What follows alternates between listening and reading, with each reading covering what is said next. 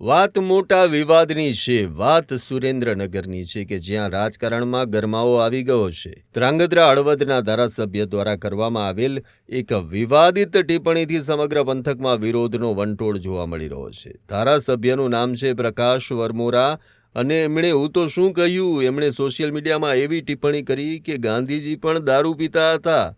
રાષ્ટ્રપિતા મહાત્મા ગાંધીજીનું નામ લઈને આ પ્રકારનો બિનજરૂરી અને અપમાનજનક શબ્દ પ્રયોગ થતાં જ વિપક્ષ ભડકી ગયું.